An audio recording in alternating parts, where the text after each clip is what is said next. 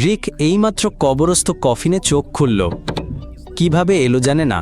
স্থানটি সুটকেসের চেয়ে সামান্য বড়। আঙুলের চাপে তক্তা বাঁকে ভাঙে না। বাতাস ভারী ও গরম।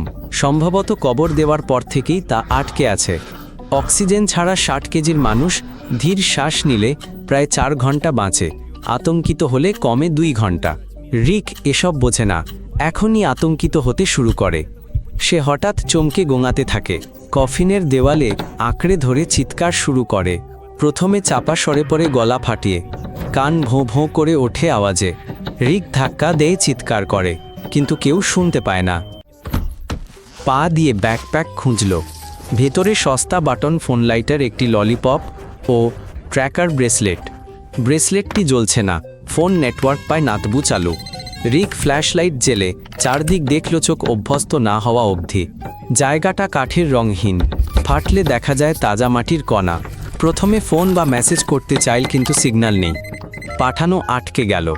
ছাদ আলোকিত করতে রিক ফোনটা স্ক্রিন ওপর দিকে রাখল। ব্যাটারি কয়েক ঘন্টা চলবে।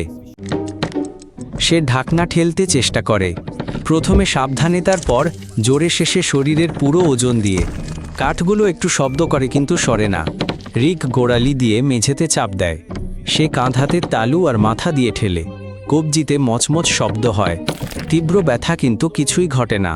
প্রায় 60 সেন্টিমিটার মাটি উপরে আছে। প্রতি বর্গ ডেসিমিটারে প্রায় 100 কেজি চাপ। একটি শক্তিশালী যন্ত্র ছাড়া ঢাকনা সরবে না। রিক লাইটার বের করে উপরের তক্তা পোড়ানোর সিদ্ধান্ত নেয়। প্রথম ক্লিক স্ফুলিঙ্গ, দ্বিতীয় শিখা। সে কাঠের ছাদের দিকে আগুন ধরে। রজন গলতে শুরু করে, এক তীব্র গন্ধ বের হয়। 1 মিনিটের মধ্যেই শ্বাস নেওয়া কঠিন হয়ে যায়। খোলা আগুন দ্রুত অক্সিজেন পুড়িয়ে দেয়। আর কফিনের স্থান মাত্র 800 লিটার। রিক আগুন নিভিয়ে ফেলে। তার মাথা ঘোরা ও গলায় খুসখুস অনুভব হয়। সে মোজা খুলে একটি শক্ত পট্টি তৈরি করে। আঘাত কমাতে সেটি মাথায় জড়িয়ে নেয়। তারপর সে ধাক্কা দিয়ে ঢাকনায় আছড়ে পড়ে। কপাল গুঞ্জন করে ওঠে। চামড়ার নিচে ফোলা দেখা দেয়। ফল কিন্তু শূন্য। ঢাকনা 1 মিলিমিটারও নড়েনি। রিক উপর হয়ে শোয়। পা দিয়ে ছাদ ছুঁতে চায়। সে আঘাত করা শুরু করে। গতি বাড়ানোর মতো জায়গা নেই, তবু সে চালিয়ে যায়। কয়েকটা আঘাতের পর তার পায়ের পেশিতে টান ধরে। আঘাতগুলো দুর্বল হয়ে পড়ে, কিন্তু সে থামে না, যতক্ষণ না পেশি আর সাড়া দেয়। শান্ত হতে রিক জোরে জোরে গুনতে শুরু করে। সে বুঝতে পারল মিনিটে অন্তত 16 বার শ্বাস নিচ্ছে। এটা ঘন্টায় প্রায় 1000 বার। আর তার হাতে সময় কম।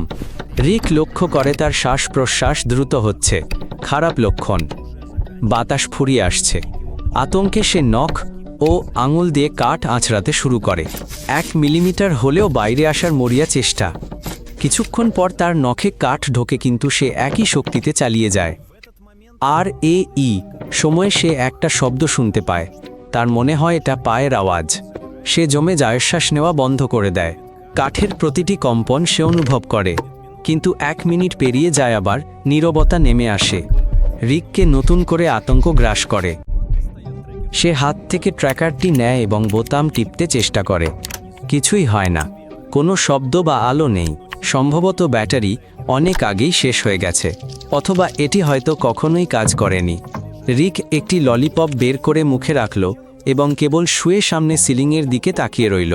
প্রথমে সে শ্বাস গণনা করে, তারপর কেবল একটি দুঃখের গান গাইতে শুরু করে, যা সে শৈশবে শুনেছিল। তার কণ্ঠস্বর ক্রমশ নিচু হতে থাকে, কিন্তু থামে না। এটাই একমাত্র কাজ যা সে করতে পারে। তাকে অনুসরণ করুন। যতক্ষণ তার শ্বাস চলে,